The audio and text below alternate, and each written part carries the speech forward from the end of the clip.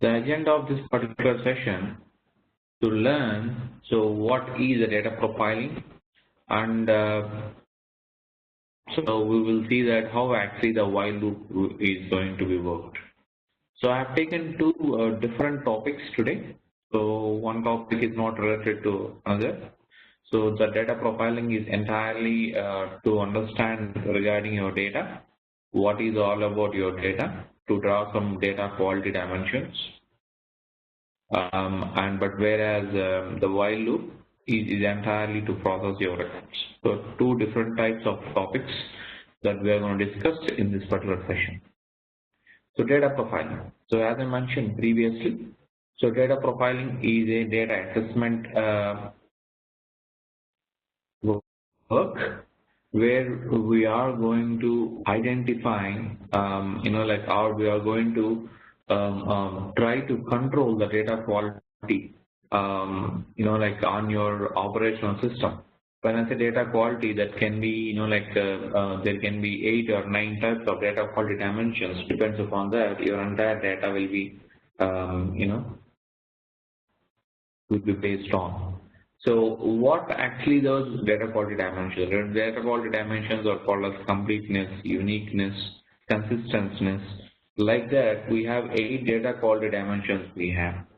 So all the data quality dimensions that you have to understand, and you have to generate those dimensions with the information steward. That is one thing. That is an advanced. Whereas with the BODS, you would able to do like basically 3 types of profiling. One is called as the column profiling. Within the column profile also we have something called as base profiling and the detail profiling. And so we have something called as the relationship profiling. So we already discussed regarding each and everything, what actually the column profiling will does, and similarly the relationship analysis, what is the basic profiling and detailed profiling and the relationship profiling. So we have gone through all these things in the previous session. So now we will see that, so what are all the processes involved, so how actually we are going to perform a data assessment. So that is what so we are going to understand in today's particular session. So let me open a regular notepad. Where is that? Yes.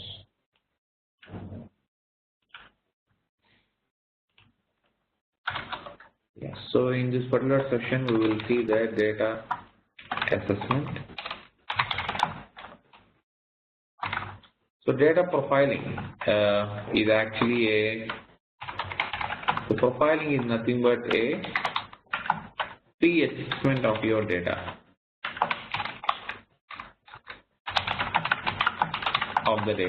When I say pre-assessment of your data, like before proceeding into an ETL project, before starting off your ETL project, normally we are going to do some analysis on your data. That is what called as the pre-analysis of your data. That is where actually, so we are going to perform. So, like what are the types of the profiling actually? The types of profiling we have discussed is something called as column profiling and something called as a relational profiling. 2 types. So within the column profiling also, as I mentioned previously, so we have something called as basic profiling. We have also something called as detailed profiling.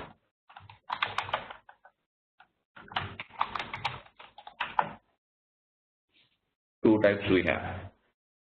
The pre-assessment of the data and types of profiling, column profiling. In that we have something called as basic profiling and detailed profiling, and we have something called as relational profiling. You can say that relationship profiling. That is good.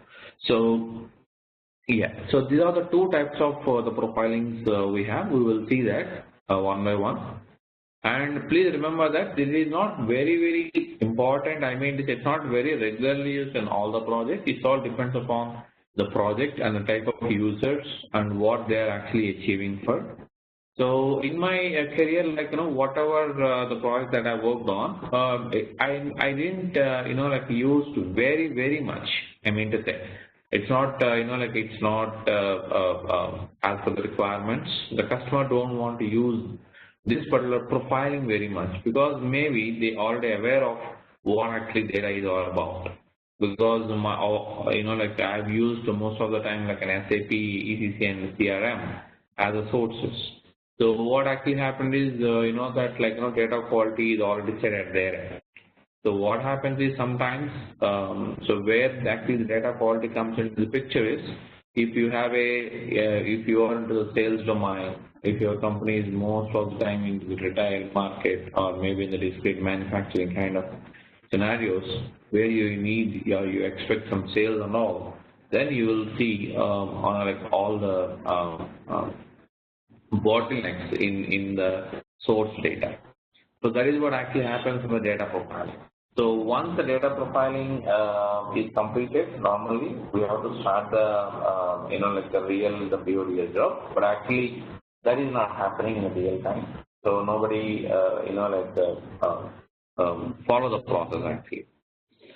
So the relationship profiling and the basic profiling, so that is what we have discussed.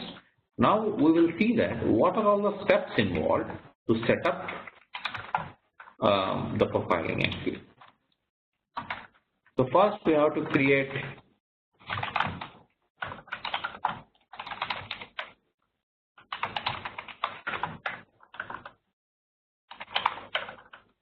profiler repository that will be with BODS server manager, that we have to understand. Okay, so sorry, it's a repository manager. So creation would be a repository manager. Once that is done, so what actually you have to do? You have to same register the profiler repository in CMC. Register the profiler repository in CMC. That is something you have to understand. So once this is completed, so what you have to do is you have to add the profiler repository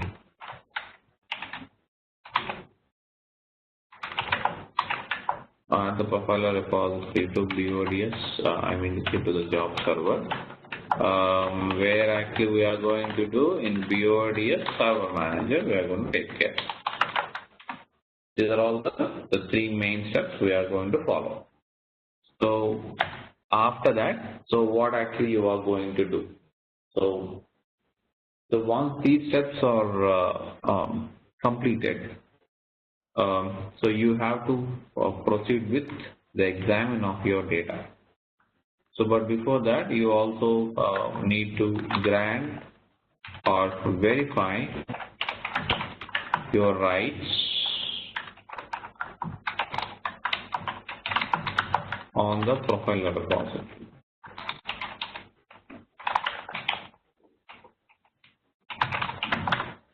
So that will be happening in the CMC. So there's three steps we have, and this is the four steps. And after that, what actually happens here? So you have to the job server. Four steps are there, and after that we have to start the profiler server. So that is very important. Okay, so these are the five the main steps that are involved. So if you want to proceed with the usage of the profiler server, so we have to go to our server and perform the respective tasks one by one. So now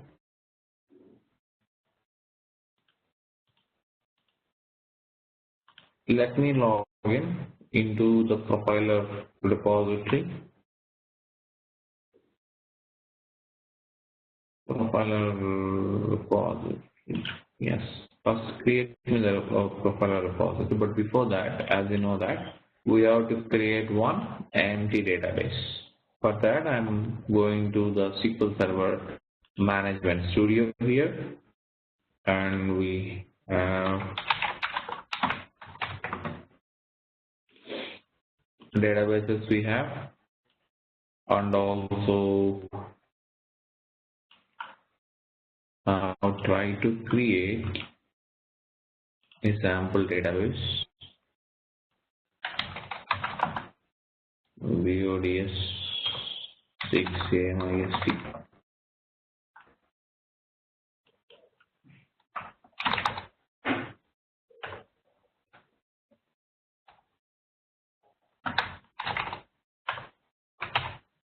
I'm creating, this is the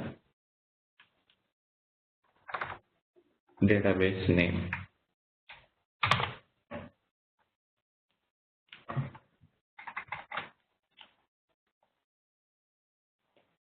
So I just created that particular database. Now what I'm going to do here, I'm going to Server Manager, create a profile repository. What is your database? So SQL Server, database type is SQL Server. Server name is Wipro Info EHP6, and we have, what is the database name? This is the database name. So what is the SAP user? 14. See here, now it is creating the profile repository.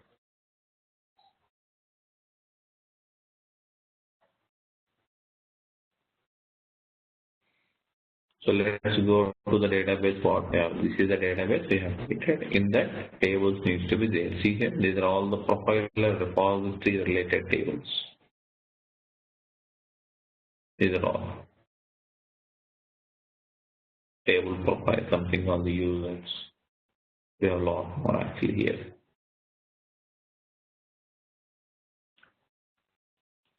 So one part is completed, that is creation of your profile repository. Now log into the central management console.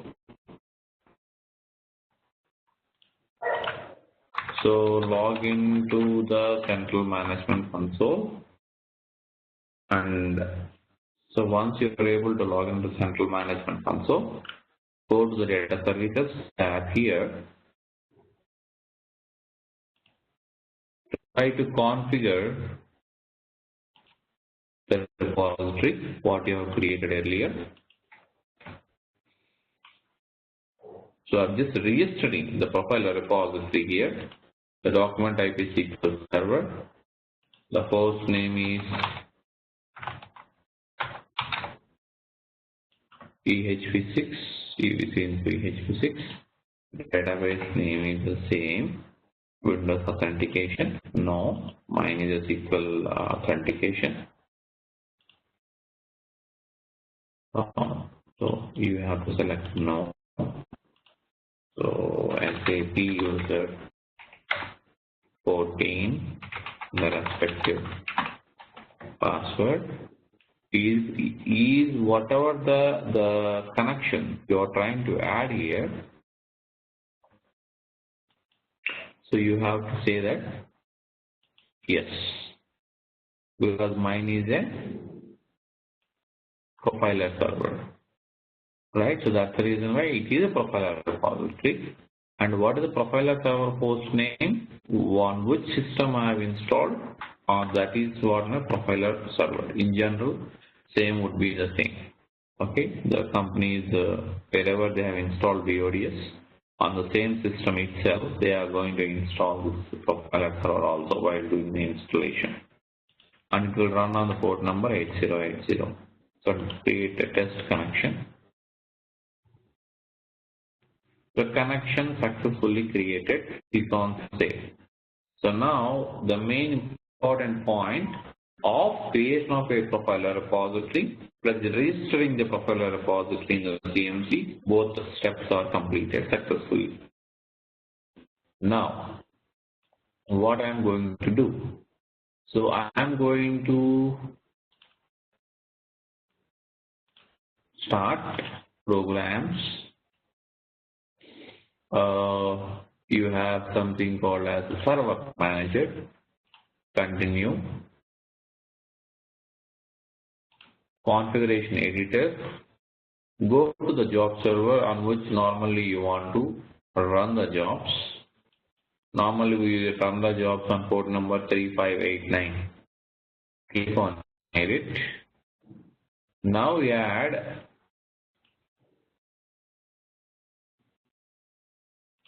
the whatever you have added, whatever you have created earlier, that connection you have to add here. That's it. So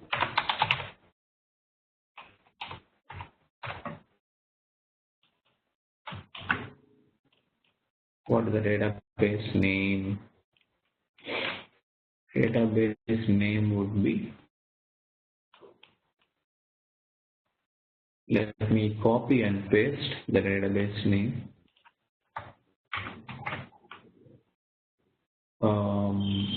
Yes, and go to server manager. This is the database name and the username and password. So welcome 29. Apply. I have added actually. So then click on OK. Okay. Yes, I'm starting the data services service, job server services actually. So it is just start the services. Right, it has started. Now, so we are in the data services. So we will open our respective repositories, the respective demo.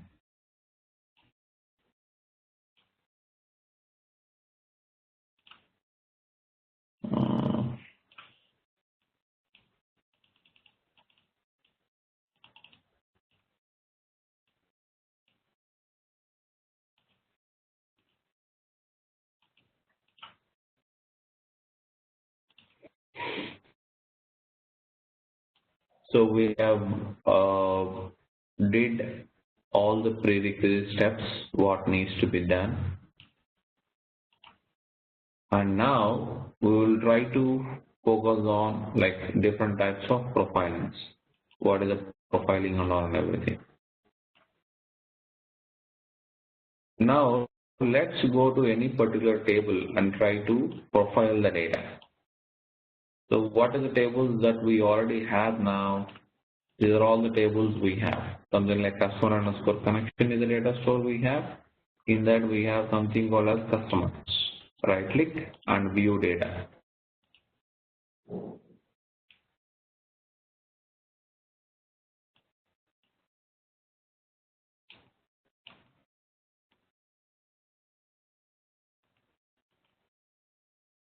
And view data here.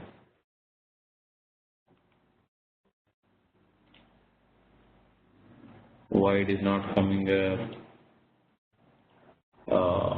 exit? Let me log in once again. Data services, and we have data services designer. SAP user 14.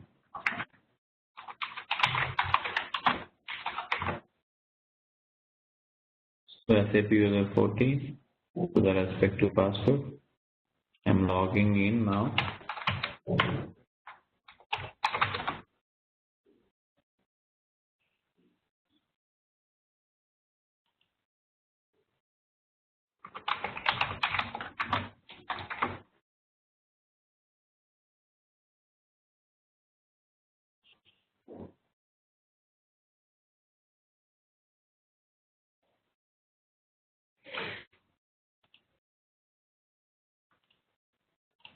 respect to project, what you are working on. And now what we are proceeding with, we are proceeding with the profiling task. So SQL Server connection, tables we have, customers, view data. It is not showing the view data. Okay, let us see.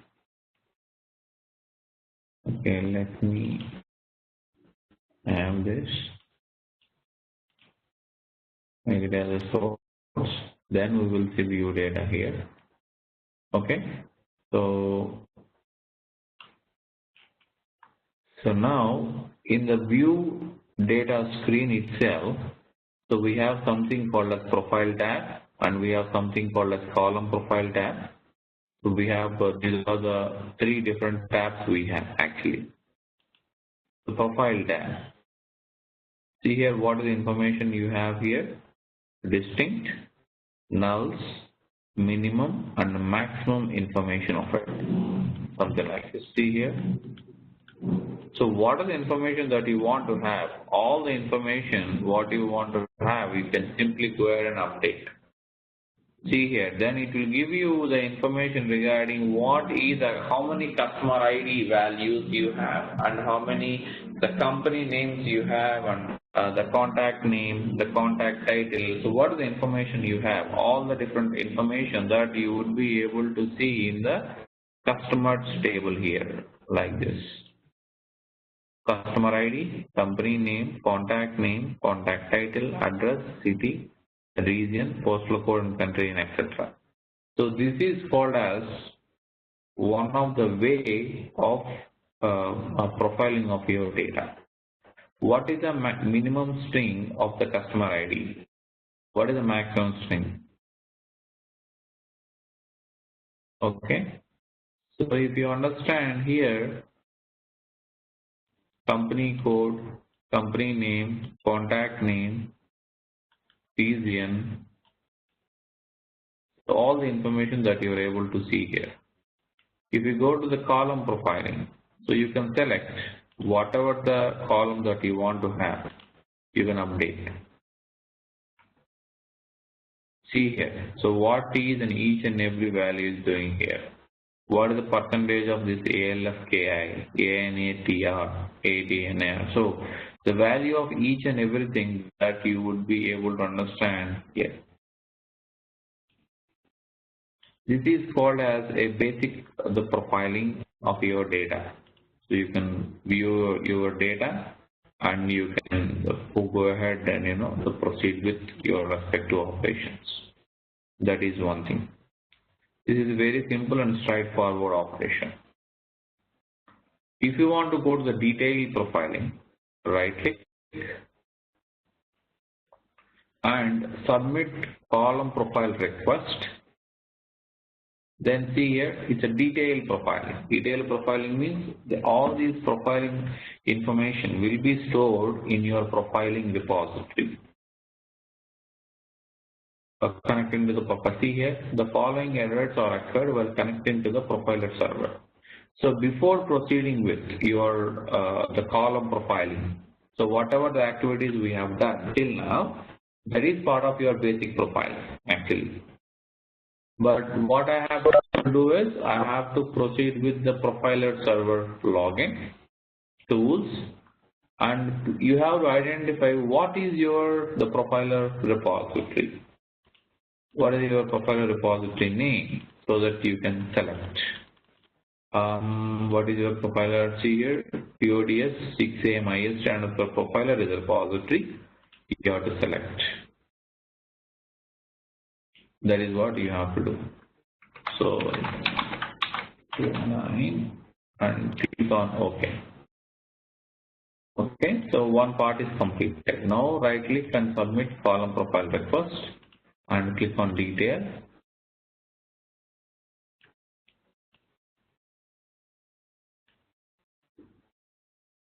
See here what's going on. So I have submitted this particular profiler job here. I have click on request. Refresh.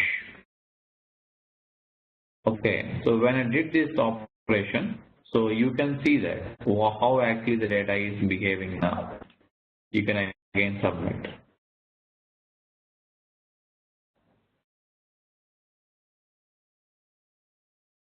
Okay, now go to the view data now. Now you can say that whatever you want to have,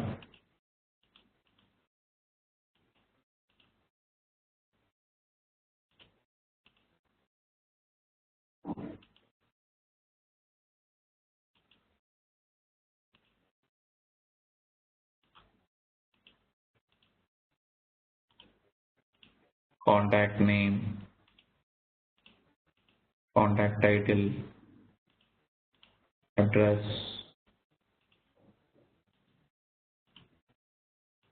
city, region. So all the different information that you can be able to understand here. Okay, that is what we have to do. Now right click again. So you can perform different operations again. Something like the view data. You have to go to the profiler and you have to submit your everything. So and you will see the respective operations. But you have to see the detailed profiling here. So somewhat it is not coming up on the system. Let me try a different system because nothing got changed here. That's the reason I'm just thinking.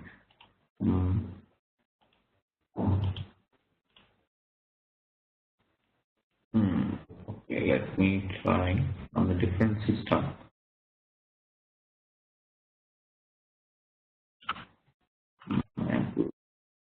Employees, let's take an employee. Here when I selected employees also, it is not showing the employees. So let me go to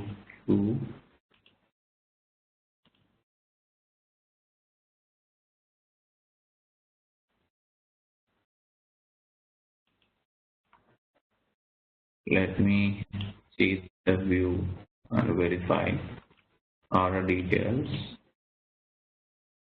Oh, again, it is not showing.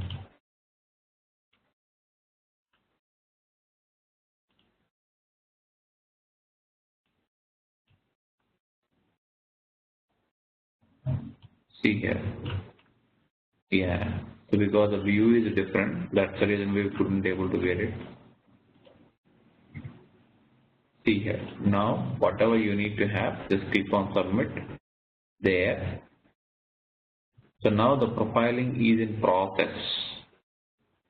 Without performing this profiling server, without creation of your profiler repository, you won't be able to see this much of analysis.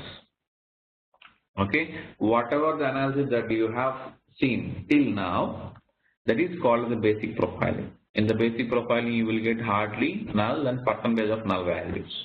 But what you are able to see here in the detailed profiling, you would able to see that what is the minimum and value here, what is the maximum, like the string value, you can say that. So what is an average? So similarly the median of it. So what is the percentage? If it is a distinct, so you can perform a drill down. If it is the discount where we don't have, we have zeros. These many values are having zeros. So it is maybe, it is very important for the management or for the people of business users. Maybe they will analyze. See here, out of 2,155 records, if you see that 1317 records are having the null values or zero values, it will be headache for the management or the business users. Maybe they are very much worried about this.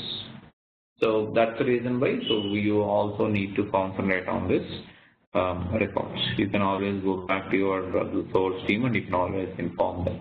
So that is called as detailed profiling. This is called the detailed profiling.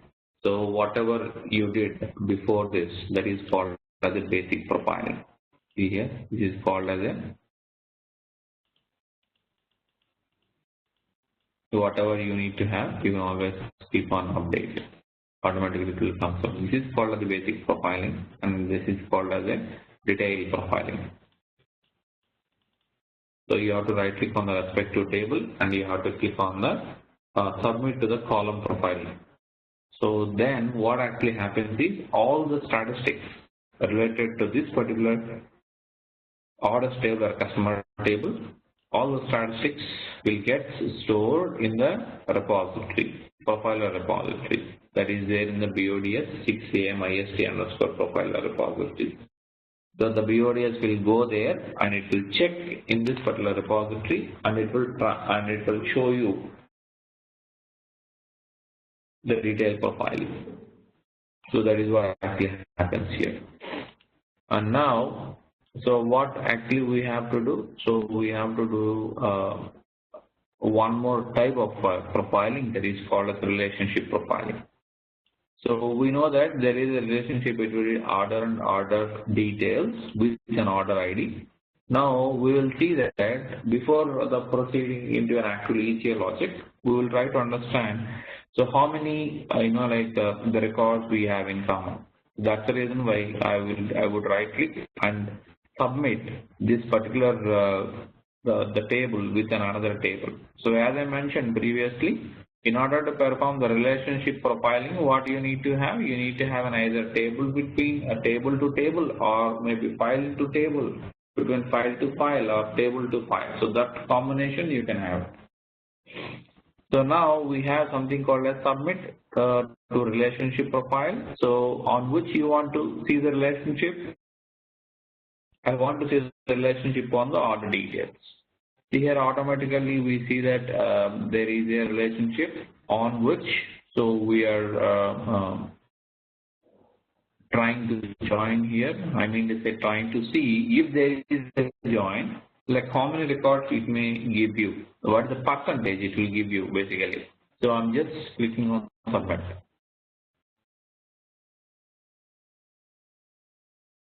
So now the process is going on. See here. You can see that the type of the profiling also. Earlier two cases you have applied for the column profiling. Now I have applied for the relationship profiling. You can just refresh it. See here it is done. So now, so you can go to the respective order details. View data. See here there is a one more tab got added here. Earlier that is not the case. Now you are able to see one more tab. That is called the relationship profile tab. If you click on that, so you will see that what are the non-matching records you have.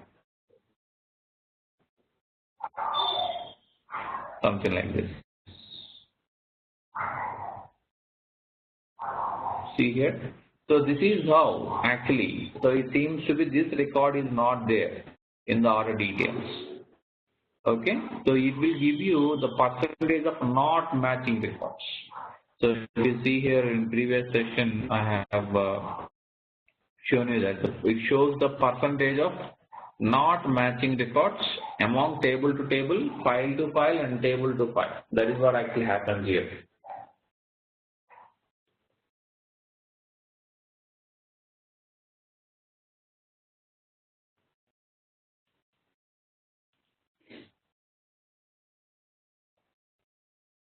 Okay, so this is how actually we are going to proceed with the implementation of the relationship profiling event. So you can say that if you have more number of records, so you can always get a link to drill down. So how actually we did for others. See here, we have something called drill down. So if you feel that the quantity is 20 is medium, so you can click on 20 here. So we have a lot more actually. So if you have anything else you want to see that, so what is an order ID, the all having the distinct. So all these different types of information that you can able to understand in that data profiling. It's very straightforward. and you are not going to perform, you are not going to do any logic creation and all and everything. It is simply a what you call as a monitor of your data to get data quality dimensions. You can say that all these are all called as data quality dimensions in the basic profiling standpoint. But if you go to the next level of profiling, that is called an advanced profiling. There, these values won't be considered as a data quality dimensions. Those are something like completeness, uniqueness, timeliness. So all these different factors will come up. 8 or 9 different data quality dimensions. So this is all about the data profiling. So do you have any questions, guys, before I jump on to another topic? It is very straightforward. The only thing is you have to know the process, how to do that and all and everything. Other than that, everything is straightforward. So let me have a recap on this. So these are all the basic things that you will take care. You're going to do a pre-assessment of your data and the types of profiling what you are going to do within the BODS designer is a basic profiling and the detailed profiling and the relationship profiling. And so the steps involved in this particular, I mean to say, the basic profile in a register or creation would be to create the profiler repository, register the profiler repository MCA in CMC, and you have to say that grant your rights on the profiler repository in CMC. So add the profiler repository to the job server and start the profiler server. These are the 5 steps actually you have to follow if you want to proceed with the detailed profiling and the relationship profiling.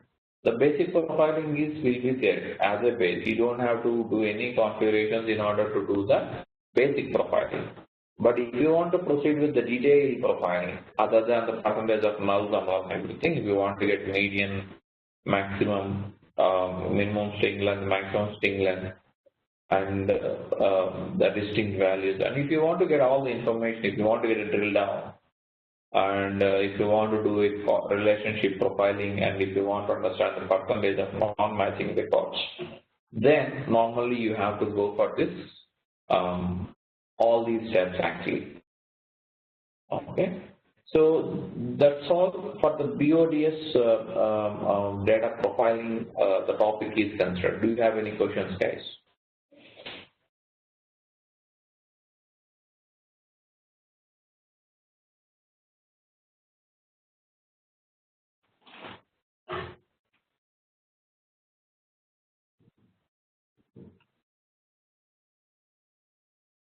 So you want me to proceed to the next topic? If you say yes, just type yes in the chat so that I will understand. If you have any questions, you can always tell me.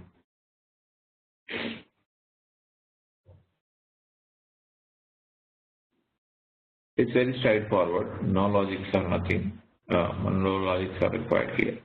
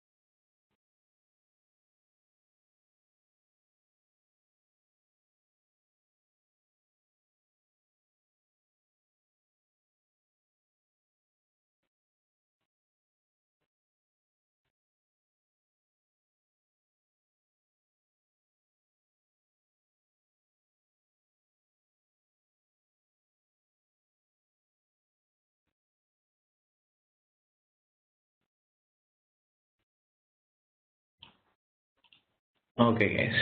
Now we will start a new topic that is called as while loop. How actually you are going to implement a while loop in SAP BODs. So we will first take up a real-time the scenario. The real-time scenario would be something like there is a requirement where daily few files may be more than one file.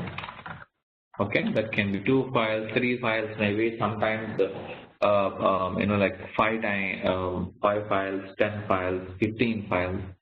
So all the users will place the files in a shared folder. Okay, will be placed in shared folder. That is what we are going to do. So daily few files will get stored and it will be placed in the shared folder. And for that, what actually you have to do, the requirement is you have to take the PODS has to process only one file at a time. PODS has to process only one file at a time and load into the target table. That is the second the point. This is a requirement actually. So your PODS has to pick the file, so it has to load it into the target system. So till the files are till all the files processed in the shared folder. So that is what actually your aim would be. So sometimes maybe you can say that it is 2 files. Then it has to take the first file, load it into the target system. Then it has to take the second file, load it into the target system. Or maybe third file, it has to load it into the target system. Until it has 5 files, maybe 4 files. It all depends upon the number of files. So this is what actually happens. So whenever any real-time scenario will come up. So now what actually we have to do? So now so we will see log into the BODS server. This is the system. This is the folder. Let us take an example. In the folder, I have 2 files. Let me sort by type. 2 files. See here.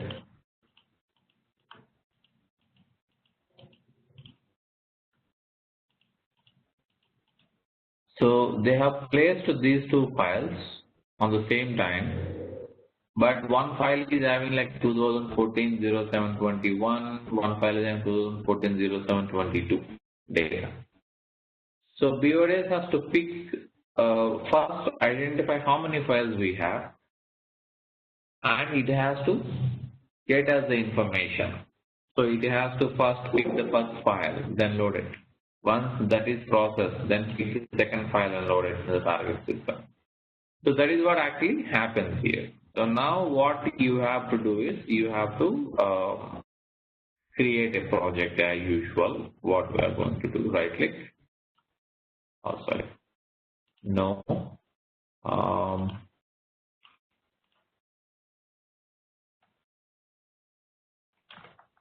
JB underscore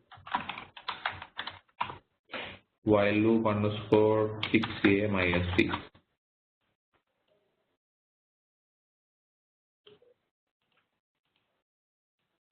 So now, first what I have to do first, I have to identify the list of files we have. So for that, so initially I will create a file format as usual. Right click. But before proceeding with the creation of a file format, so I remember that yesterday we have created one file format for our the conditional operator, right? So I will try to recollect what is my the file format. My file format is _C product. So I will create the same here.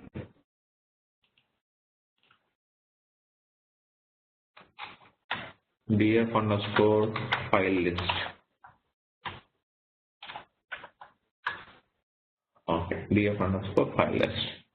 Now ff_. So we have what we have here, ff_z product. Right. So now here we have, this is a file. So, and we will try to get a file name there.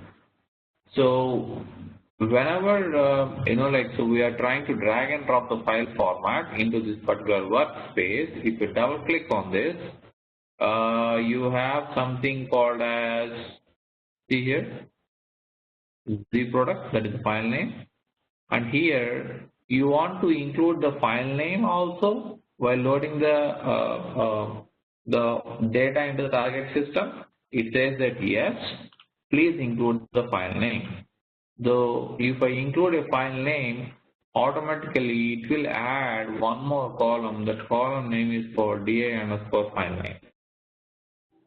So that is what actually you are going to do that. Okay, so DI_file name is the column name you are trying to load it into the target system. Now I am interested only in the DI file name. Load it into the target system.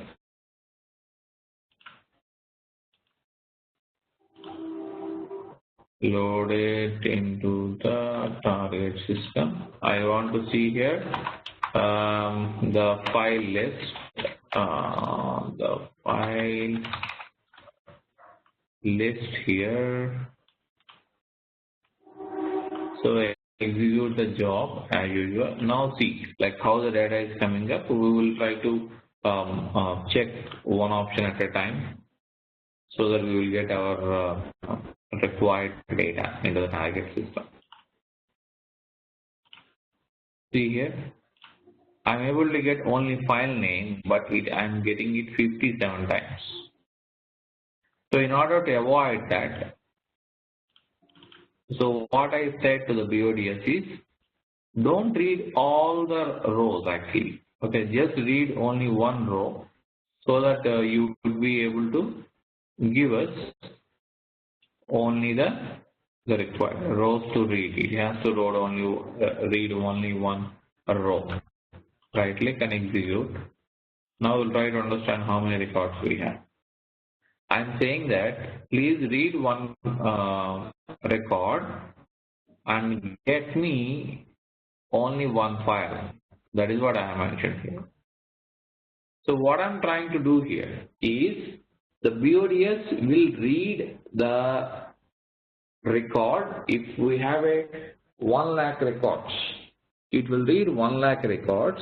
For each and every record, because I have taken action saying that include file name, for each and every record, it will send you the DI_file and file name is a column name.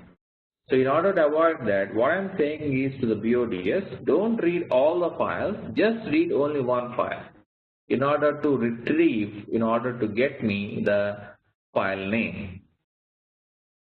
Okay. But what is the problem here? We did get only the file name of the only one file. But what is my requirement? Any file that satisfies a naming convention called Z product, all those files I want to consider. All those files I want to say that to the BODS, these are all provided by my customer. So that's the reason why what I'm going to do is I'm going to use a while character here. See here, instead of specifying only one file, what I say that I will say that star. Okay, so star.csv. When I say star.csv, so automatically what happens? Whatever files we have in that particular folder, which the naming convention starts with zproduct_db, so those all will get identified, and we will just try to run the job and identify like how many how many records is coming up. See here, now we have 2 records because from each file 1 record is read by the BODS. And if you refresh, see here we have 2. One is 2014-0721, 2014-0722. So we have now 2 files in the source system. If you have a 5 or 7 or 8, so you can have all the 8 or 7 will be listed here. Okay. So this is all about how actually you are going to get a file list. That is one thing.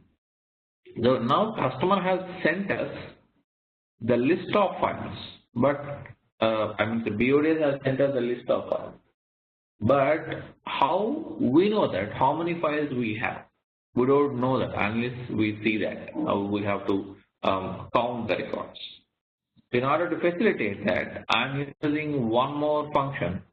So that is called as genRowNum, and also one more column in order to use it as our variable.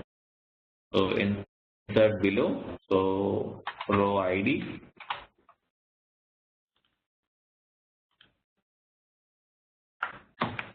And we need to have something called as genRowNum. Is a function actually. So what is this function will do? This function will generate an integer value. Now right click and execute the while loop. Now see how many records it is getting loaded. The records won't be changed. Only we are going to add one more, that is called as a row ID. And what happened? Row ID I have defined, right? So in the mapping also I have defined. What actually happening here? Integer value. Yeah, it should come up, right? This morning system behaves differently.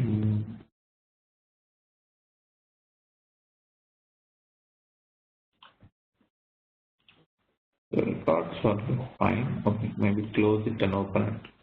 Maybe it will come up. Yeah, 1 and 2. Okay. So now we will see the maximum value of the row ID. Then we will realize, okay, maybe 2 files are got loaded. Maybe 5 files got loaded into the source system or source folder, something like that. Now, what is my aim here? Actually, my aim here is to know that if I have to take it recursively, so my activity would be, to take any particular variable, decrement that variable till it comes to less than 1, then come out of a recursive operation. The typical the recursive operation that you would able to see in your day-to-day careers, in your day-to-day softwares. So as because now this is a point where if a customer wants to take up records solely one by one, so obviously you will think of the while loop, obviously. Now we will introduce a while loop. So as you know that, so the while loop is a recursive operation where the expression to perform the while loop, it will verify that whether it is a true statement or false statement. And you can also use constants, functions and variables in order to identify whether that condition is true or false. So and while loop is a single use object, and that can use in a workflow actually. So when you say Like while loop, the same while loop we can copy and paste it, but that is not going to be, it's referred anywhere. But if you say data flow, if one data flow is used in 100 jobs, if any one data flow got changed, then automatically all the other 100 jobs data flows will get changed. That is what called as a reusable object.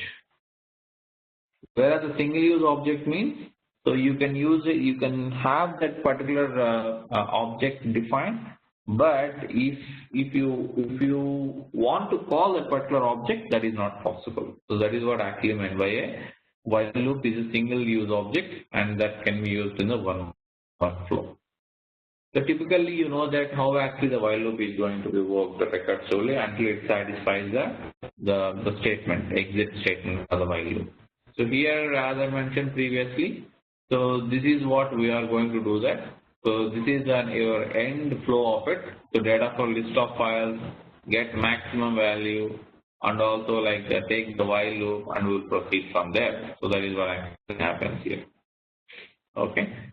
So having this particular knowledge, now what I will see is, so we'll try to define a first identify what is the maximum value that is we are getting out of it, out of this file list table. For that, obviously you know that I'm going to take a SQL transform, the SQL function. And in order to store a value in a variable of the maximum row ID, what I'm going to do is I'm going to define one variable. That variable name would be something like $G. So we have $G underscore what I need to have here, row ID, $G row ID, and it will obviously will have the integer, because I'm trying to assign some integer value now. So now let me copy this.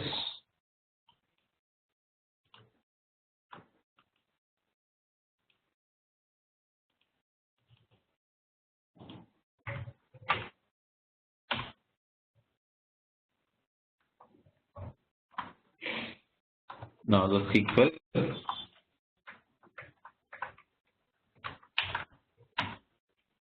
Now we have something called as the data store. So what is the data store we have here?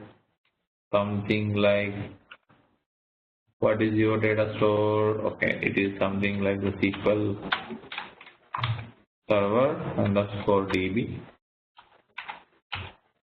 And we have the something called as the select statement. So select the max of, what is that max of which field I want to take up a max.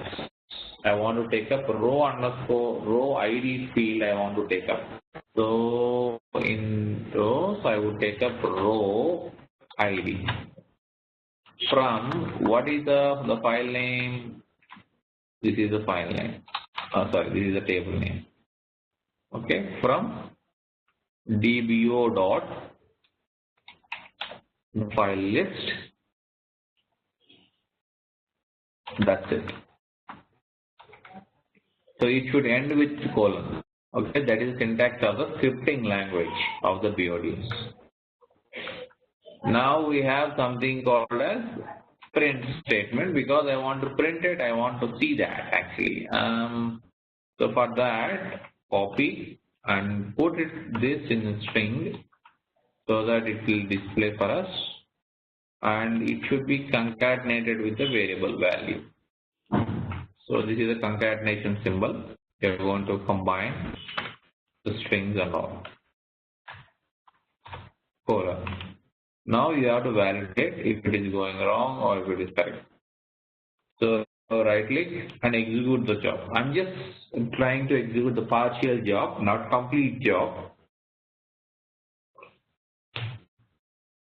So I want to make sure that it is returning the maximum value or not. So it is returning the maximum value.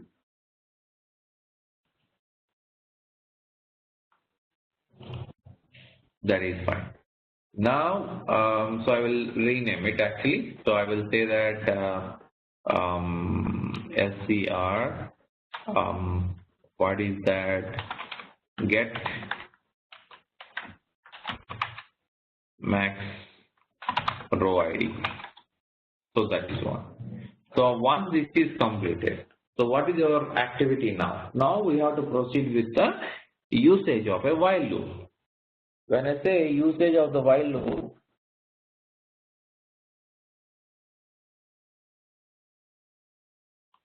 you have to go to the tool palette here. That's it. Now, while loop, in the while loop, what is the condition you have to give it? You have to give a condition saying that until when the condition is true, then log in into the while loop. Whenever it is false, just exit out of while loop. So in order to identify that, I will say that 1. So what I am here is taking initially the value is 2. Yes, the value is greater than 1. That is fine. So after that I am going to decrement the same value. Then when I say decrement the value will get decremented. So then the value becomes 1. Then 1 is greater than or equal, because we have an equal, then it is a true statement, it will log into the while loop. After that, I will again decrement. It will say that 1 minus 1 is 0. So 0 is not greater than or equal to 1. So that's the reason why there is a false the statement. So it will come out of a while loop. So that is what actually happens here. So now what customer says that my plan here is, please take row ID as 2 initially. For row ID 2, get what is the file name here and pass that file name to the target system. That is the requirement. Now we are able to get what is the maximum row ID. Now my plan here is, I will get a file where my row ID is 2 initially. I will take that file and I will pass that file name to the file format with the help of a global variable again and load it into the target system. That is what my plan. Once that is loaded, I will decrement the row ID. Then the row ID will become 1. The condition will be satisfied. Then for that particular row ID, I am going to get a file name and I am going to load it into the target system. So that is what actually happens here. So it is very important points to understand. So how to achieve and all and everything. So now go back to the while loop. And because as I mentioned previously, for row ID 2 or for max row ID, what I have to get row ID, row ID get file name. Right. So double click here, and now I have to get something called as a file name. I have defined one global variable called file name. So for that, $G_file name. So because this global variable is not defined, so I will go to the job level, go to the tools, go to the variables, and right click on the global variable and define the file name, and with what actually the value the file name is holding. The file name should hold a value of string because it is a file name, right? So it can be 25 or 30. So it depends upon your requirement. Sometimes, we have to use 100 also. So varchar 100. So now I will again log into the while loop here and now write again a SQL function. But now this time what I am trying to do here SQL. So what is the data store name actually here? The data store name would be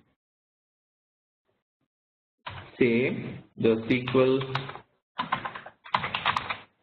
server underscore DB, that is the data store name. So after that, select di underscore file name from dbo dot file list, where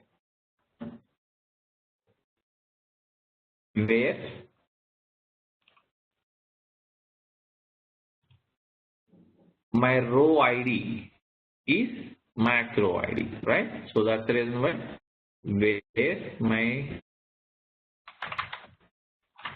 row ID is concatenated with the variable row ID. What is the variable before logging into here?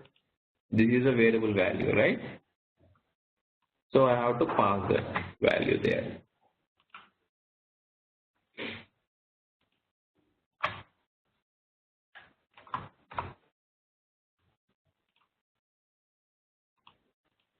That's it. So here you can print the file name.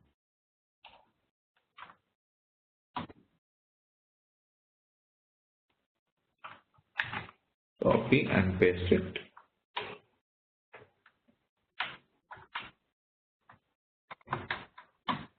Concatenated with the file name.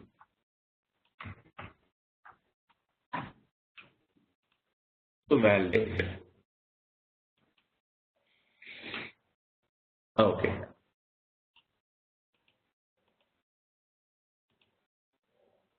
Now what is we did now? So till now we have gone through the list of files. We are able to achieve the what is the max row ID. For that max row ID, what is the file name? We are able to achieve this, and we are stored the value of the file in the $G underscore file name global variable. So that is what we did till now. So now what is my next activity?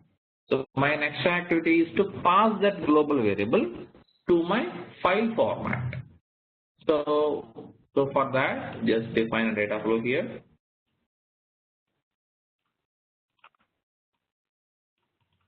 So give the appropriate name here, something like df underscore. We have something called as maybe while loop. It's a name conflict. It says that df underscore while loop version v1. And this is a file format. Simply drag and drop. And one thing we have to understand that so the file name is not constant always. Okay, dynamically the file name will change depends upon the row ID. So for that particular reason, whatever the file name that we are getting here, that file name has to be passed. So that's the reason why I will go to this the script and copy the variable, the file variable, and come here and so go to the file format, double click here and give the file name. Now use the query transformation as usual. Now use the material number. So whatever the like the fields that you want to have, simply drag and drop there. And now we are finally loading into the target system. So I need to have something like the target server DB. This is called as file load Z product.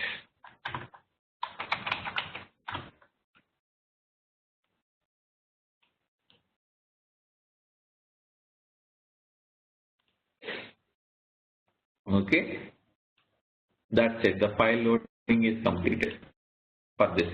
Okay, so after that, what it has to do? It has to decrement the row ID.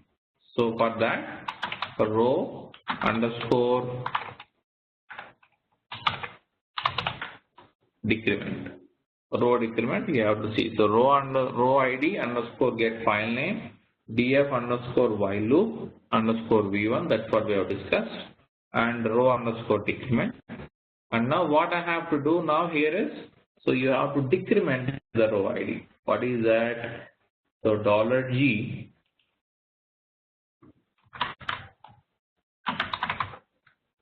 row ID, that should be decremented. $G underscore row ID -1.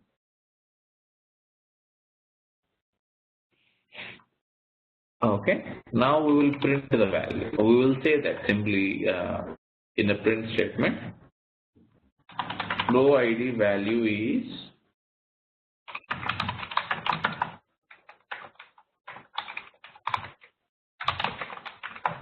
decremented. That's it.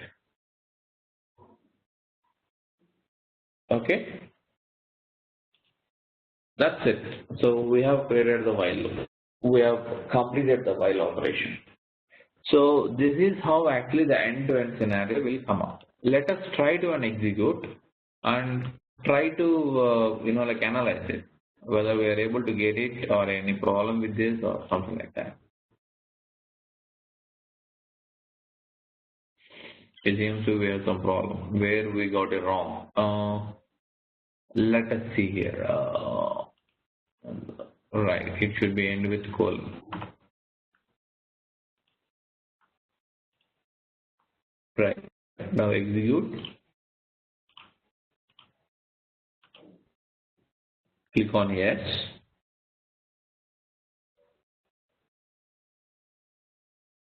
Please observe carefully. First, the row ID is 2. For the row ID, it is able to pick up. This is the file 2014-07-22. It got loaded successfully, completed. After that, the row value is decremented successfully.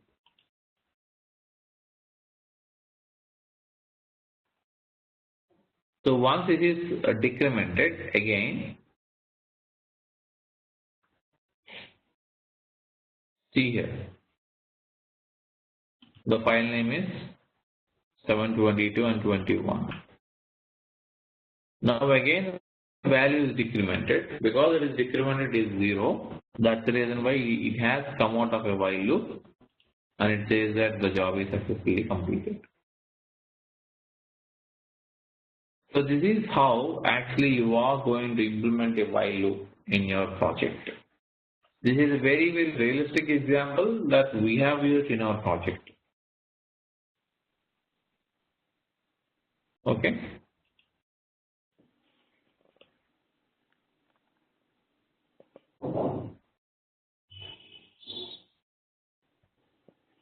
Hey Venkat, quick question. Yes, please. Can you not create like a directory object, like a folder object, and go through the files with a certain pattern? I understand what you went through. Do you have any in data services, like I define like a file system object and say, okay, loop through this particular folder, and with this file name, just go through each and every file? Yeah, you meant to say in getting the number of files, right? You meant to say in a folder. I mean to say I want to sweep through the folder with the file format. For example, let's say I have a folder and I have got material.txt, material underscore company number.txt, and also bombs underscore company number.txt. So I have got materials files and bomb files. Okay. So when I'm importing only just materials, I want to say materials star.txt. So go through each and every file and send it to SAP and then go and check for another file and send it to SAP.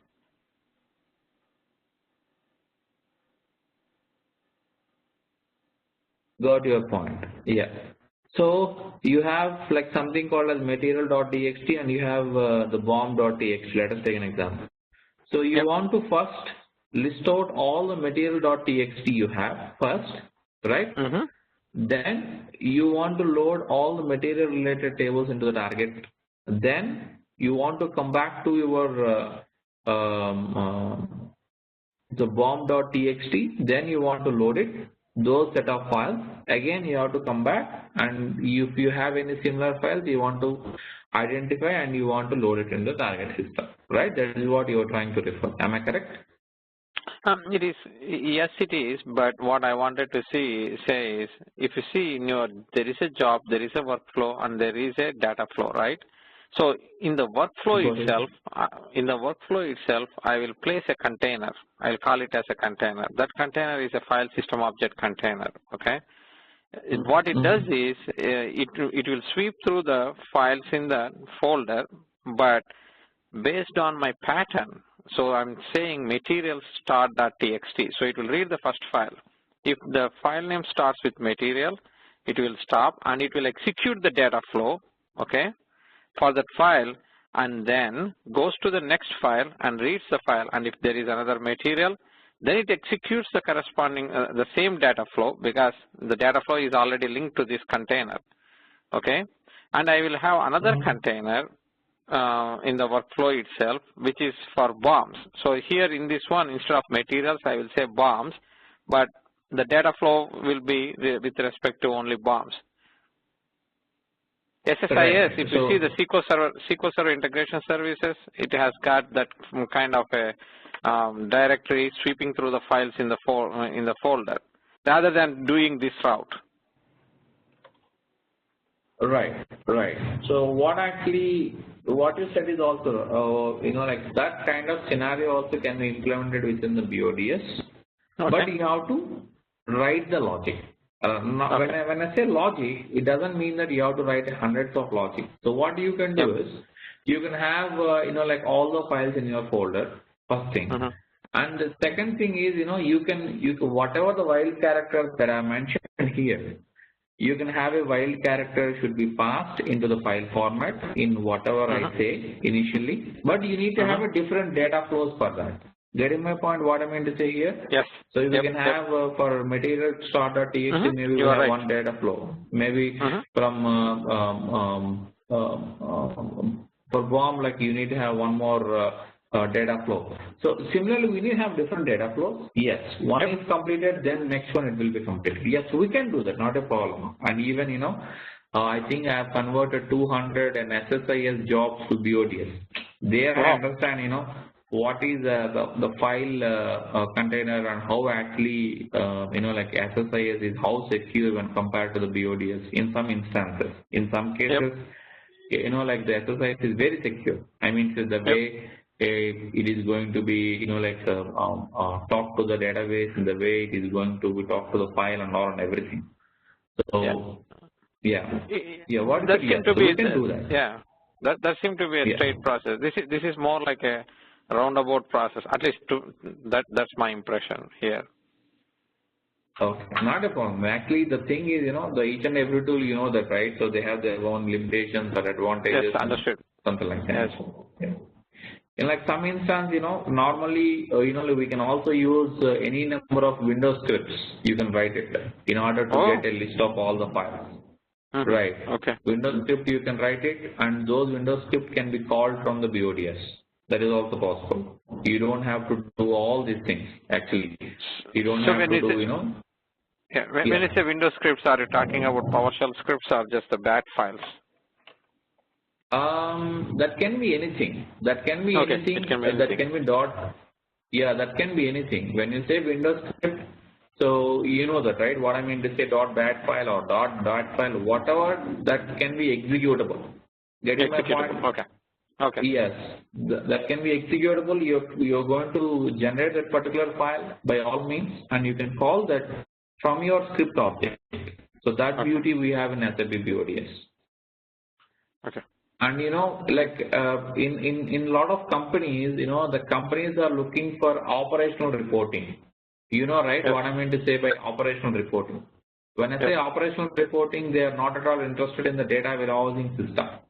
So they will be they want to have something called an ETL. They will do ETL wants to handle their aggregation data, and they want to finally do a reporting. There is no need to have any reporting tools as of such, like business objects, web intelligence, web rich client, or like information information design tool and access of what you have. So finally they may receive only one tool. Maybe that can be dashboarding, like something like ClickView, something like your dashboard tool, like SAP Lumira visualization tools, like your SAP Design Studio. They want to have only one tool. Let us take an example. They don't want to buy all the things to waste their licenses. So in such instances, what like normally we can do is, even if you take an example of a ClickView, the ClickView file will be called from the BODs with the .exe. Okay. So in order to create a ClickView report, we need to generate a file called .qvd. That file also will get generated by the BODs. So whatever you have, what are the bash script I mean to say, everything you can define, maybe 100 lines of bash script. So anything can be defined and that can be called from the BODs. That's it, simply. It will execute backend. Okay, thank you. Yeah. So any questions, guys?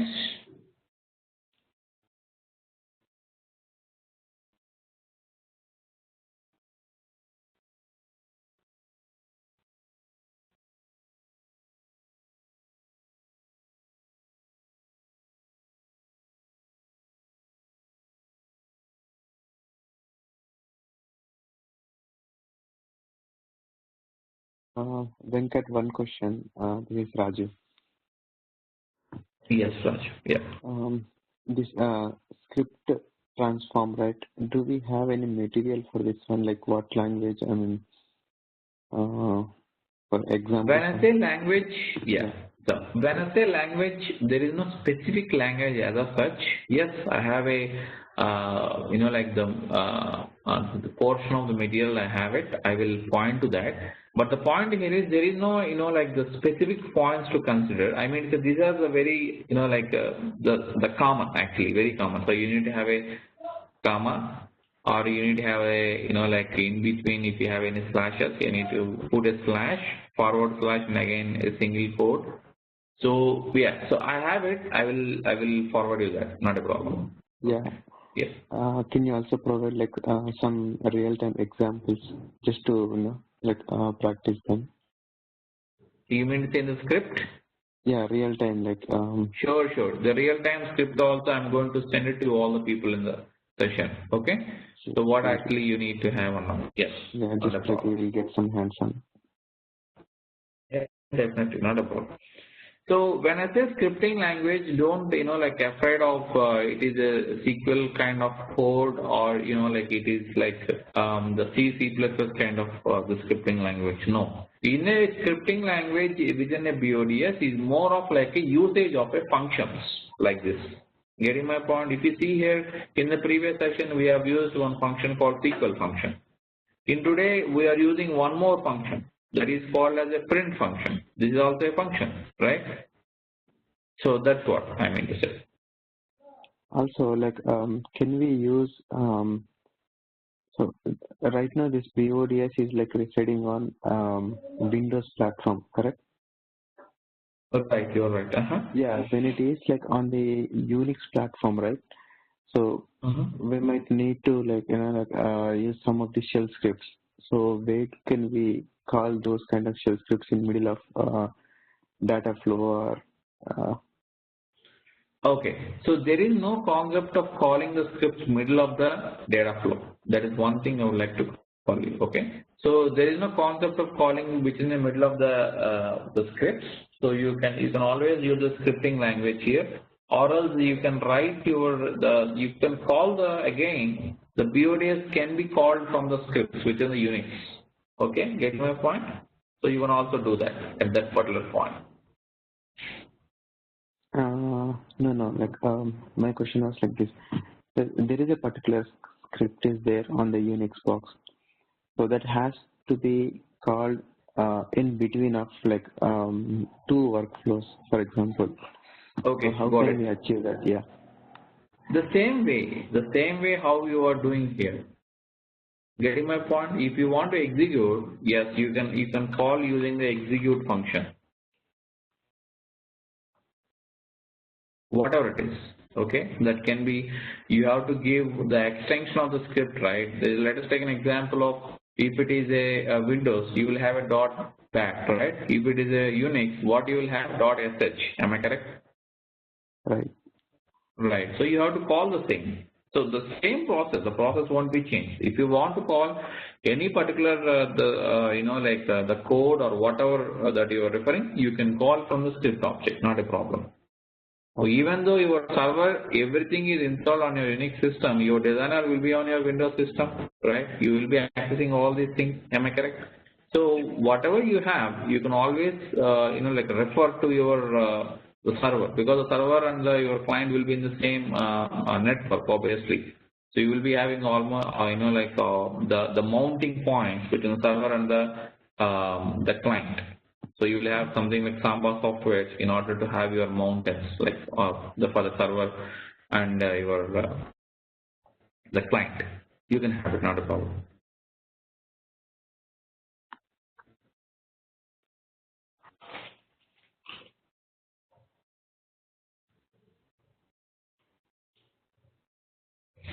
Any questions, guys? Is there something like wait for a file?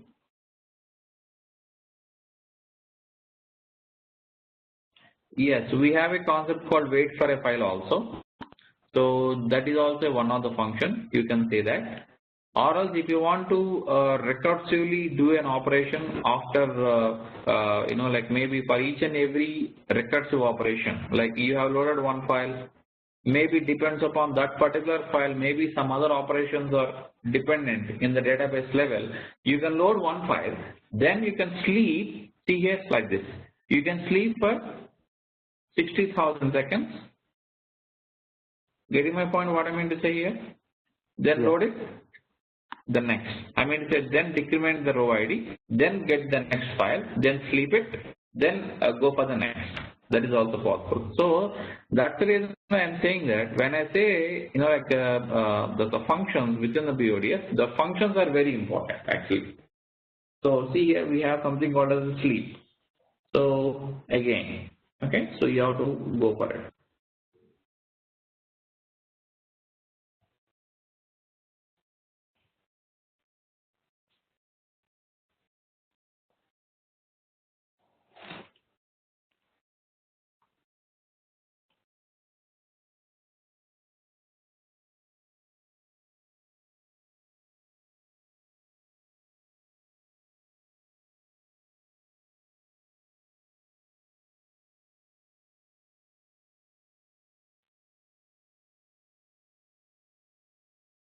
So how do you send an email here in the same job? That we will see in the try and catch block. Okay. So if anything happens, Okay. in case of an exception handling, how we will send an email, that we will see in the try and catch block session. Okay. Sure.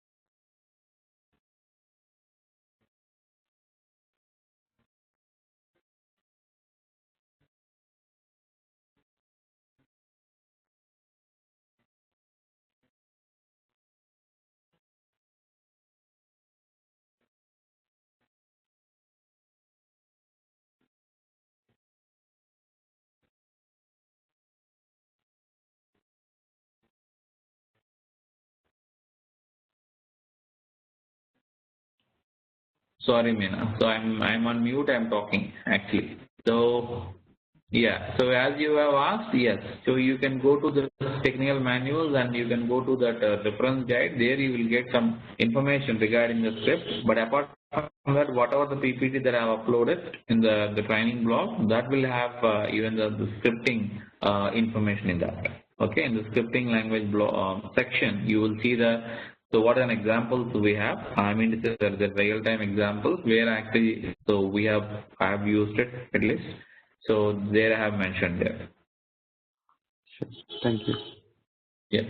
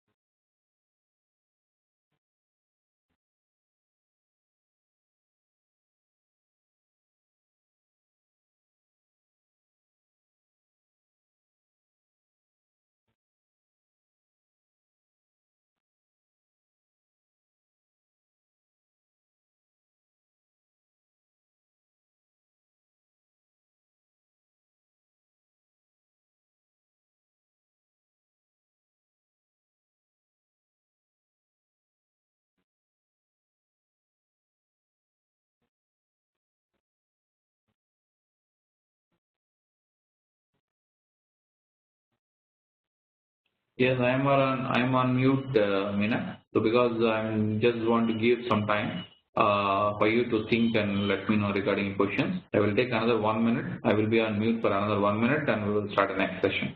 Next topic, I mean to say.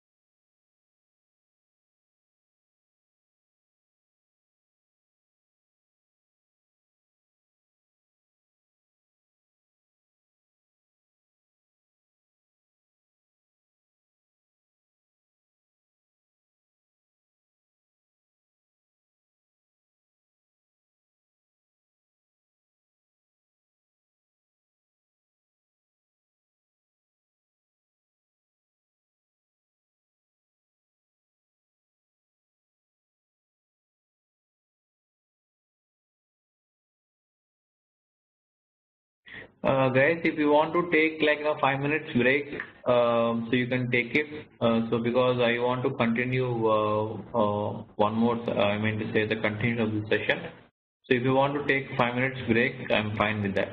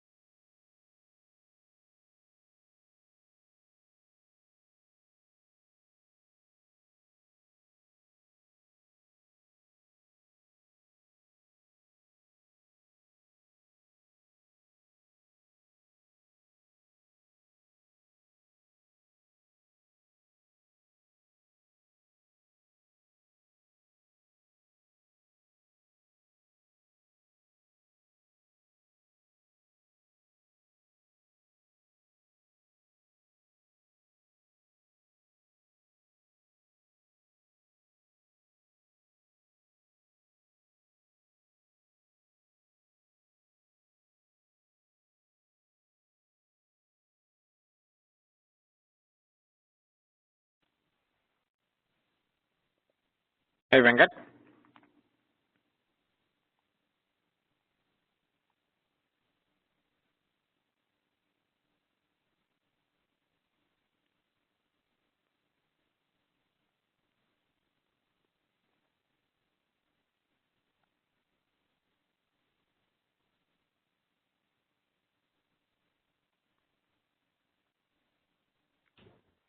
Hi guys, sorry guys,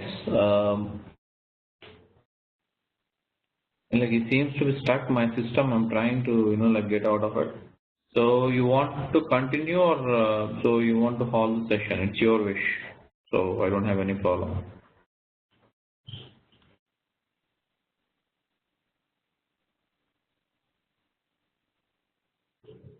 Chandra, you can decide and tell me next so we can have it or. Karen, Meena, Don, Mike, you guys okay?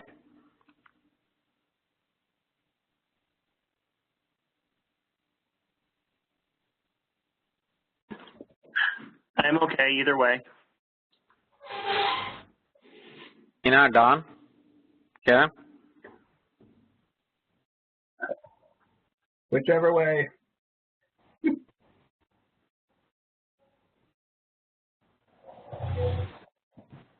Yeah, I mean, whatever. It's the thing is, it's already 10 of 10. So how much longer?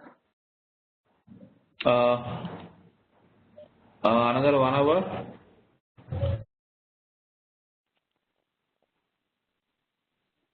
You okay? Okay, let's continue, Venkat. Okay then. Yeah, so now we will take up a topic that will be something like, right, operation codes.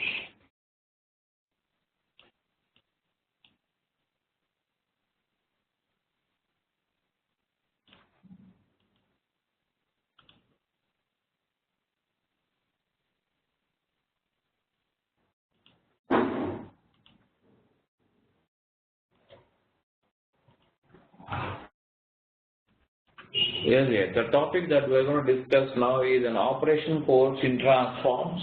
So before we proceed operation codes, so we will try to understand regarding the so what is an operation code within an SAP BODS? That's what we're going to understand here. Whenever I say an operation code, something like, so we have, these are the 4 different types of an operation codes we have within an SAP BODS. Very commonly we are going to use. When I say operation codes, so it depends upon the operation code itself. The BODS will decide whether it has to insert or whether it has to update, or whether it has to delete the records or update the records. These are the 4 mainly important, like operation codes you have to work on it.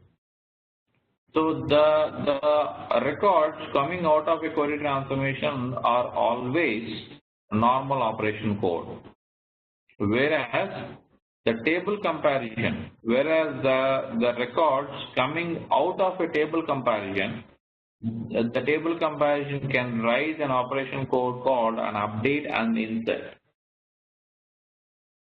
And similarly, it can also, in some instances, it can also release the delete flag. So these are the 4 different flags we have. We will see that what is, how actually you are going to see that. So normally what happens is, whenever any records are flowing to or from, let us take an example of a query transformation. We have used a lot of query transformations in our jobs, where some records are going out of a query transformation, maybe some records are going into the query transformation. Doing so, what BODS will do is, BODS will raise a flag that is called as a normal flag. So most of the transformations within a BODS, they will generate a flag called normal flag. So that is what you are understanding. So similarly, we have something called as an insert flag. So insert flag, so any new record is getting loaded in general. So how you will understand whether it is an inserted, whether it has to insert or it has to an update, something like that. Let us take an example that you did a full load. If you are trying to do a delta, so you should be in a position whether the same record exists in the target system or not. But if you want to, compare, you have to compare within the transformation that is called as the table comparison transformation, and the table comparison transformation will, compare the source record to the target records. Then it will generate insert operation codes, or if you have to update, then it will rise an update operation code. So it depends upon the operation codes generated by the table comparison in this example. The rest of the transformations will do their activity. That is all about insert and update. Similarly, the delete also will take care.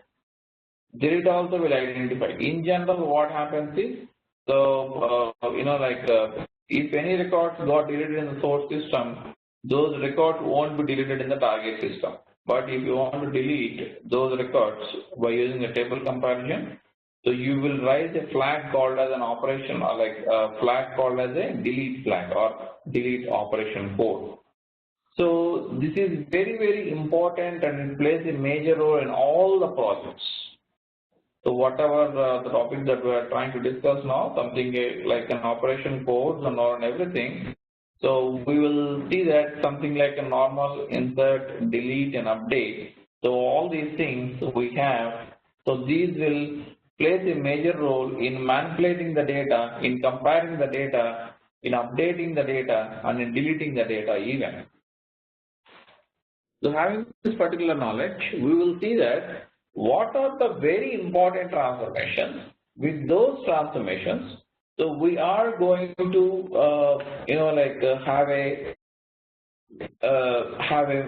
most of your time you are going to use or spend your time. So we have a table comparison and the map operation. The table comparison and the map operation will be the most important transformations, where they are going to mainly use in all these different varieties of transformations, variety of operation codes, I mean to say. If you talk about a table comparison, the table comparison, we need to have something called as, we have to have a compare columns, like a comparison methods we have. So all these different types of parameters that needs to be passed in the table comparison, that we will see that. So what is the table comparison and all and everything. So this is an example of how actually you are going to convert that normal operation code into an insert operation code. What is that normal operation code? We have something called as an employee ID. We have something called as the last name, and these are the two columns we have, employee ID and the last name. When I say like employee ID and the last name, so we have by default all the records will have an operation code called normal. So whenever you are going to compare this particular record with this particular record, what actually it is having here? It is having one more record, 1007. So because it got added 1007, it will add one more by raising a flag called as an insert flag. This is a table comparison example. The table comparison example where it becomes normal, becomes an insert. Similarly, we have a table comparison, normal becomes an update. See an example here, 1001 is an employee ID, we have an 81 rank. 1009 is an employee ID, we have an 80 rank. So here we have a normal operation code. So, but whereas whenever I'm trying to compare these two tables, here you have something called 1001 80, whereas 1009 is having 80. So when comparing these two, the table comparison will raise an update flag, and the 81 value will get substituted here. That is what you have to understand. So similarly, you have something called as how actually the normal becomes delete.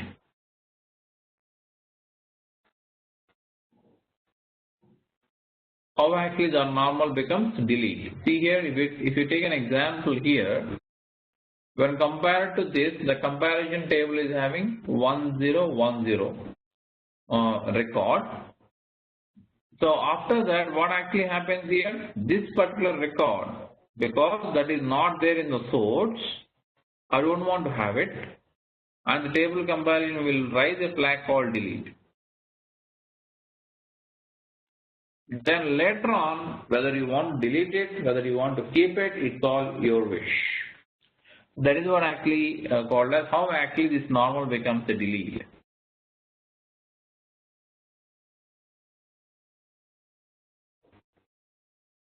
Okay, so these are the very important the scenarios.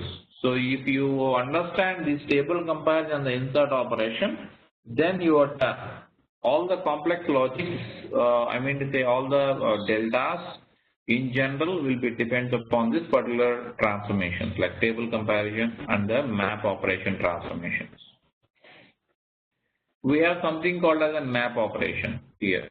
The map operation is another type of transformation. If the table comparison is going to rise only update and insert flags by default, whereas the map operation is going to convert actually. It is going to convert update to insert, delete to discard, normal to insert, all the different types of the operation codes that you will be able to understand there in that particular instance.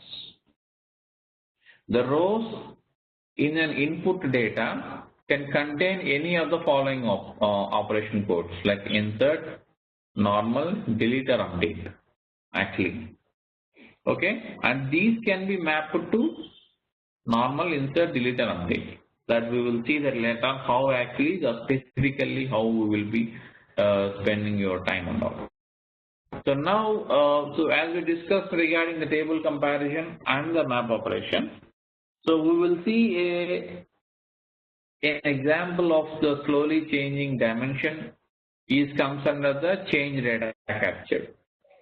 See here, we have mainly like two types of change data captures are available. One is called a source-based change data capture, and other one is called as target-based change data capture. When I say target-based change data capture, we have something called as a table comparison, map operation, history preserving transformation, and key generation transformation. Getting my point? So why I'm discussing all these things means operation codes are the basic rules. Depends upon that all your change data capture, all your manipulations of your data will happen at backend and the complex logic. So that's the reason why whatever the transformations that I'm discussing now, the table comparison, map operation, history preserving and key generation, these are all required if you want to perform a target-based CDC. I will tell you what is meant by target-based CDC. I will also tell you what is meant by source-based CDC. That we will see that, not a problem. When I say target-based CDC, so we will discuss a scenario called as the slowly changing dimension 0, the slowly changing dimension 1, the slowly changing dimension 2. These are the three different types of things that we will see there. And similarly, so what is meant by a slowly changing dimension 0, 1 and 2, we will see that. How many types we have and all and everything. So after that we will see that the variable and parameters and all those stuff. So I think in tomorrow session we will discuss the continuation of this slowly changing dimension. Once that is completed, so we will see something called as the variables and parameters. So if time permits. So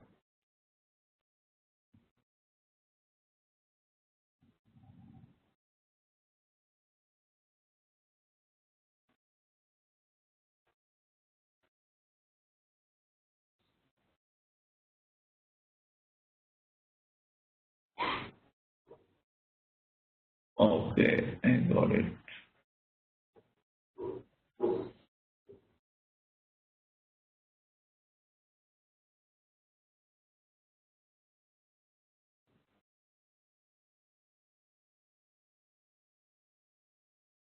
Okay, let me log into the server.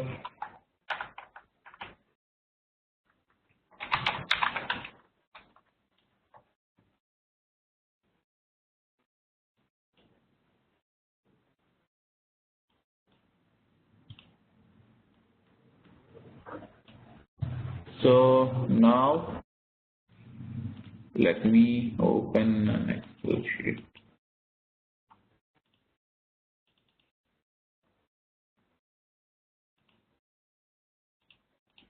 Now, what are an example that I have told you regarding the table comparison and the map operation? Now, I will tell you like how actually these can be done. See here, let us take an example that in a source system, so we have some records, and in the target system, we don't have any records in the initial load. Let us take an example. Now, what I did an initial load by copying all the source records into the target records, something like this. So after that, the customer updated something, like saying that maybe the employee's salary got changed to maybe 4,050. Let us take an example. When I say slowly changing dimension 0, so it is going to update in the target system. So that is what actually happens. So by looking at this particular table, you won't be able to tell what is the previous salary of Spencer. You don't know. Okay, so that is what actually happens with the slowly changing dimension. Slowly changing dimension 0 is not going to hold any particular history, and also not going to like maintain any time factor here, any validity here, in order to explain you when actually the change has happened. So that information, detailed information, won't be able to understand the slowly changing dimension 0. And that slowly changing dimension 0 that you will be able to implement within the PODS using query transformation. That is one thing. And the second thing here is we have something called as an employee ID, employee name, employee salary, and employee address. Let us take an example. So here we have 3 records. We have similarly we have something called as no records here. So what I do is initially I will take up these records, load it into the target records. After that, so you have to use a like if anything got updated. Let us take an example. If the Spencer got updated to 10, okay, and let us take an example that it is not there. After that, it is updated. So I'm going to load it into the target system. Because it is an update flag, because it is changed, it will raise an update. For table comparison, will raise an update flag, and I'm going to something like this. So in order to achieve this particular scenario, we will see that so the slowly changing dimension 1, we will use the transformation, 3 transformations: table comparison, map operation, and the query transformation. So similarly, the third one is one most important thing would be the slowly changing dimension 2. In the third one and the slowly changing dimension 2, we will use something called as an employee ID, employee salary, employee address. See here we have the activity. I mean to say the validity of the record is also there here. When I say validity, here we have something called as valid from, and also we have something called as valid to. And what is the flag here and what is an SID here? SID means here we are going to use a surrogate key. When I say surrogate key, that surrogate key will be generated by the key generation transformation. So that is what actually we are going to see in this particular the slowly changing dimension 2.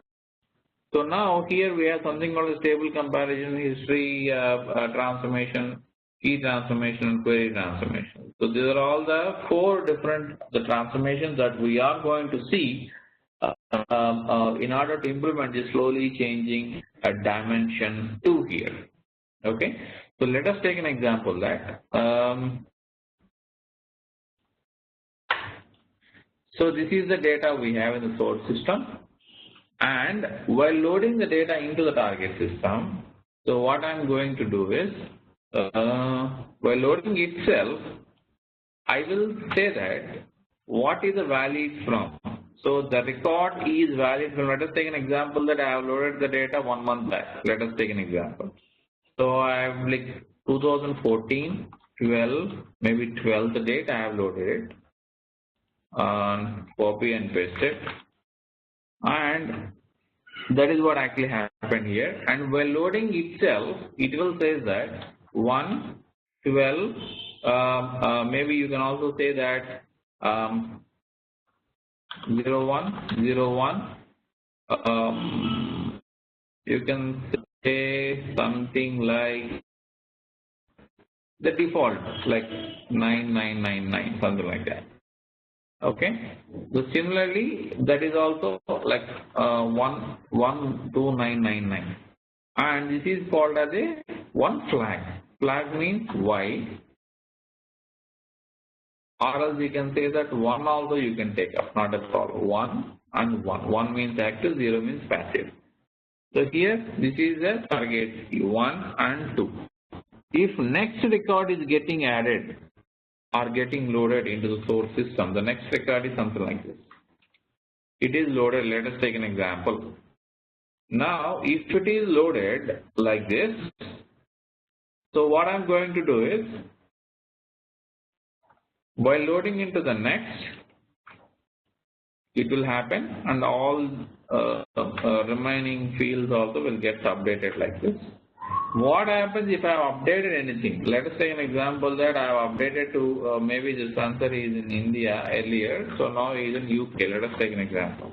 Now what happens here is it will be taken care by the history preserving transformation. Actually, we will see that later on. But what happens here is, prior to this, so one extra column will get loaded here like this.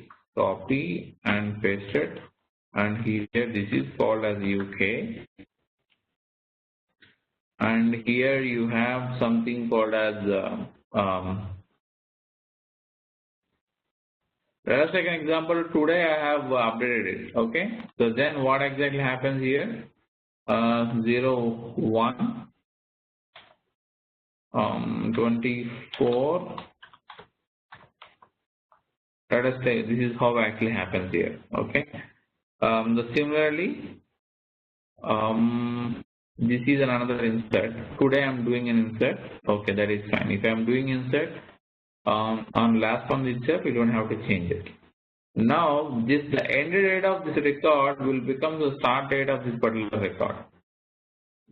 So copy and paste it, and here again take about a default value 2. After that, this becomes passive and this becomes active, and this becomes this is a continuous flow, 1, 2, 3, 4, something like that. So getting my point. So this is how actually the slowly changing dimension tree is going to be worked out. So if you want to understand the active records, either you filter on the 1 where flag is equal to 1. In that way, you can say that what is the who are the employees who are currently active. So when I say active, like you can say that where flag is equal to 1. Similarly, if you have an SID, so 1, 2, 3, 4, 5, something like that, you can extend the surrogate key as a like a row generation transformation, what we have discussed. But there is a difference between the row generation transform and the key generation transformation. That we will see that later on, not a problem. So this is all about the overview. So in this particular session, I would like to give you a overview of the slowly changing dimensions 0, 1, and 2.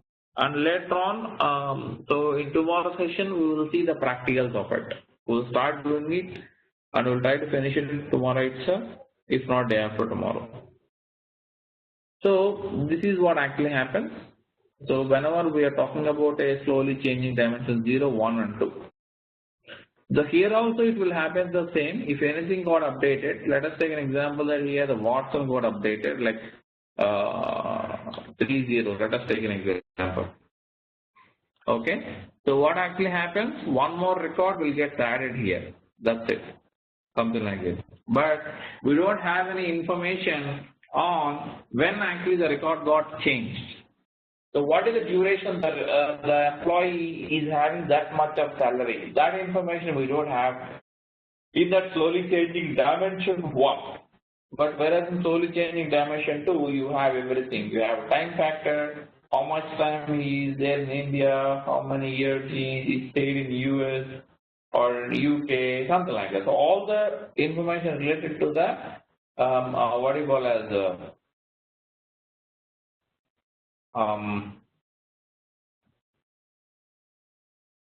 related to the validity of the record, related to the stay of the customer. So everything will be taken care by that particular slowly changing dimension too. So do you have any questions, guys, before I proceed further?